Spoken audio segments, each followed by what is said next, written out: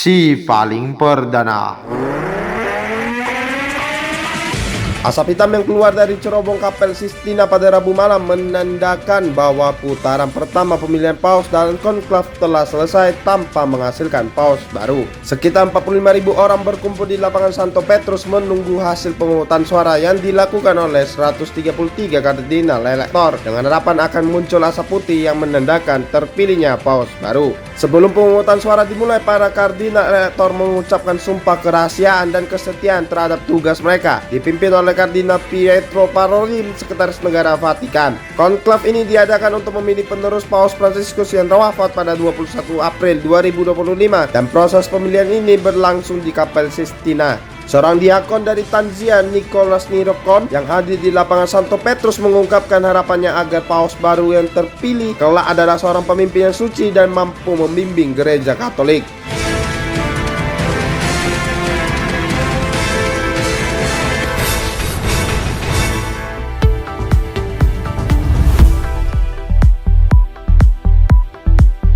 Selamat pagi Indonesia dan damai sejahtera menyertai kita semua sahabat DMP. Ini adalah DMP in the Morning edisi Kamis 8 Mei 2025.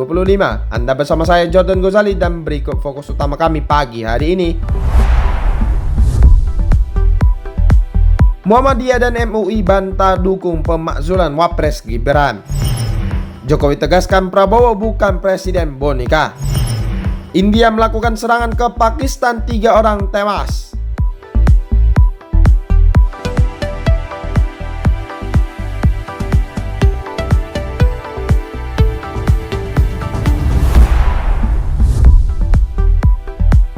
Konklav untuk memilih penerus Paus Fransiskus resmi dimulai pada Rabu 7 Mei 2025 yang diawali dengan misa Pro Elendino Romano Pontifice di Basilika Santo Petrus Vatikan yang dipimpin oleh Kardinal Giovanni Re. Setelah misa dan masa refleksi pribadi, para kardinal melakukan prosesi hikmat menuju Kapel Sistina untuk mengambil sumpah kerahasiaan sebelum memulai pemungutan suara pemilihan paus baru. Pemilihan dilakukan secara tertutup di Kapel Sistina. Asap putih dari cerobong kapel menandakan terpilihnya paus baru, sedangkan asap hitam menunjukkan belum ada kesepakatan dan pemungutan suara akan berlanjut. Proses pemilihan akan terus berlangsung hingga terpilihnya paus baru yang akan memimpin gereja Katolik, dengan pemungutan suara tambahan dilakukan jika diperlukan hingga Kamis pagi.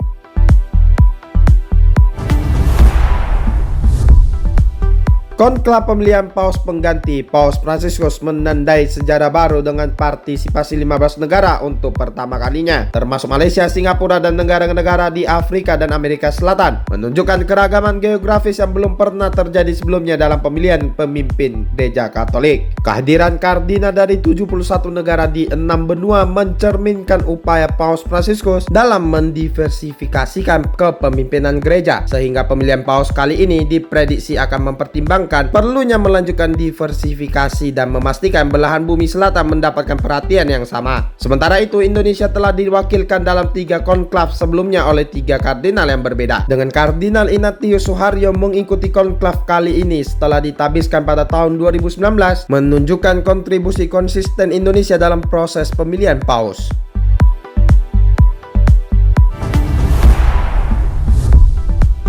Sebuah kecelakaan lalu lintas fatal terjadi di Kabupaten Purworejo, tepatnya di jalan menurun Desa Kalijambe, Kecamatan Menar pada Rabu 7 Mei 2025 sekitar 10.30 waktu Indonesia bagian Barat. Kecelakaan ini melibatkan sebuah truk tronton dengan nomor polisi B9970BYZ dan sebuah angkot yang membawa rombongan takziah. Truk tronton yang melaju dari arah utara Magelang menuju selatan Purworejo diduga mengalami remblong saat melewati jalan menurun sehingga kehilangan kendali dan menabrak angkot tersebut. Akibat kecelakaan ini 10 orang meninggal dunia di tempat kejadian dan 6 lainnya mengalami luka-luka. Sementara sebuah rumah warga di tepi jalan juga mengalami kerusakan. Kapolres Purworejo AKBP Andri Agustiano menyatakan bahwa proses olah tempat kejadian perkara masih berlangsung untuk memastikan kronologi dan penyebab pasti kecelakaan tersebut. Penyelidikan lebih lanjut masih dilakukan untuk mengungkapkan faktor-faktor penyebab kecelakaan, termasuk kemungkinan adanya kelalaian atau masalah teknis pada kendaraan yang terlibat, dan proses identifikasi korban serta koordinasi dengan keluarga mereka sedang dilakukan.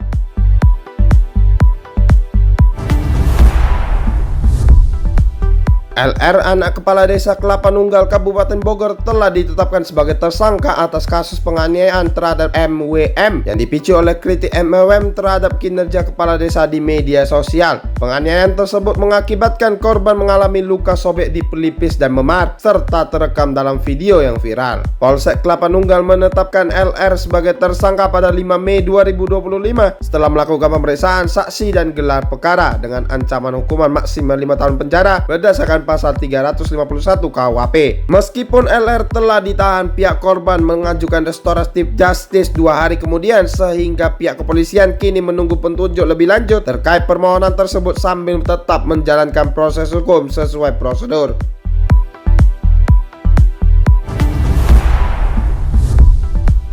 Seorang pria berusia 35 tahun berinisial FI ditangkap polisi di Tanah Toraja karena mencuri 14 karung gabah kering dari lumbung warga di Lembang Palipu, Kecamatan Mengkendek. Pencurian tersebut terjadi pada malam hari saat rumah korban kosong karena pemiliknya menghadiri acara adat. FI kemudian memanfaatkan situasi minim penerangan untuk melancarkan aksinya. FI berhasil masuk ke lumbung dengan merusak kunci dan membawa kabur gabah tersebut menggunakan mobil pribadinya. Berdasarkan hasil pemeriksaan, FI mengaku terpaksa mencuri karena terdesak kondisi ekonomi yang sulit, dan ini merupakan aksi pencurian pertamanya. Atas perbuatannya, FI dijerat dengan pasal 363 KUHP tentang pencurian dengan pemberatan yang ancaman hukumannya mencapai 7 tahun penjara. Saat ini FI dan barang bukti berupa 14 karung gabah telah diamankan di Mapolres Tanah Toraja untuk proses hukum yang lebih lanjut.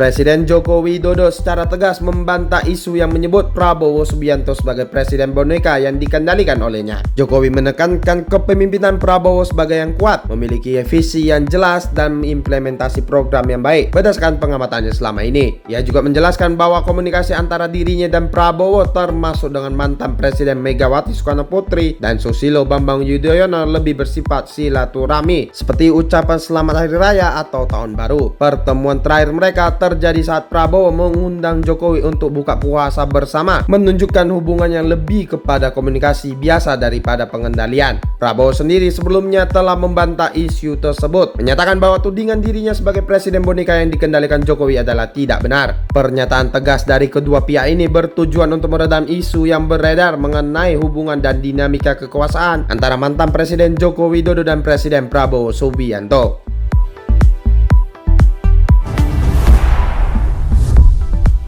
Ketua PP Muhammadiyah dan Wakil Ketua Umum MUI Anwar Abbas secara tegas membantah kabar yang menyatakan kedua organisasi tersebut mendukung pemakzulan Wakil Presiden Gibran Rakabuming Raka. Anwar Abbas menjelaskan bahwa Muhammadiyah dan MUI tidak terlibat dalam politik praktis dan pemakzulan Gibran merupakan ranah partai politik dan politisi. Ia menekankan bahwa fokus Muhammadiyah dan MUI adalah mengawal pemerintah agar menjalankan tugasnya dengan baik untuk kesejahteraan dan keamanan rakyat. Usulan pemakzulan Gibran sendiri berasal dari Forum Purnawirawan TNI Polri yang juga mendesak pencopotan menteri yang diduga korupsi dan tindakan tegas terhadap aparat yang dianggap loyal kepada mantan Presiden Joko Widodo. Forum Purnawirawan tersebut yang terdiri dari ratusan tokoh-tokoh senior militer menandatangani usulan ini, termasuk tokoh-tokoh berpengaruh seperti Jenderal Purnawirawan Fahrul Razi dan Jenderal Purnawirawan Try Sutrisno.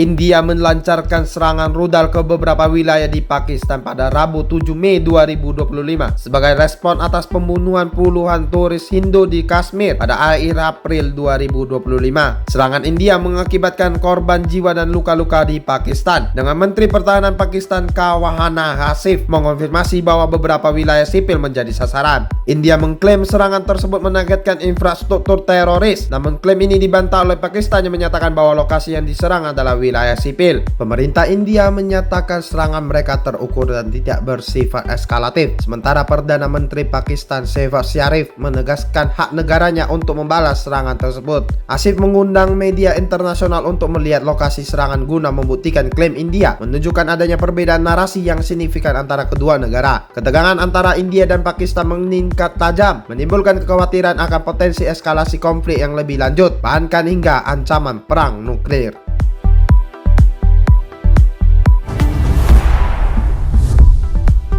Rockstar Games baru saja merilis trailer kedua untuk Grand Theft Auto 6 atau GTA 6 yang secara mengejutkan memperkenalkan dua karakter utama, Lucia dan Jason, yang terlibat dalam sebuah perampokan yang berujung pada konspirasi besar di negara bagian fiktif Leonidas. Trailer tersebut menampilkan adegan Jason membebaskan Lucia dari penjara dan keduanya kembali terlibat dalam dunia kriminal. Namun sebuah peristiwa tak terduga memperumit situasi mereka dan memaksa mereka untuk saling bergantung demi bertahan hidup. Meskipun sebelumnya telah dikabarkan bahwa GTA 6 akan dirilis pada tahun 2025, Rockstar Games kini secara resmi mengumumkan tanggal rilis GTA 6 yaitu 26 Mei 2026. Sebuah tanggal yang bertepatan dengan hari pemakaman Bonnie dan Clyde. Pasangan perampok terkenal memberikan sentuhan simbolis pada pengumuman tersebut.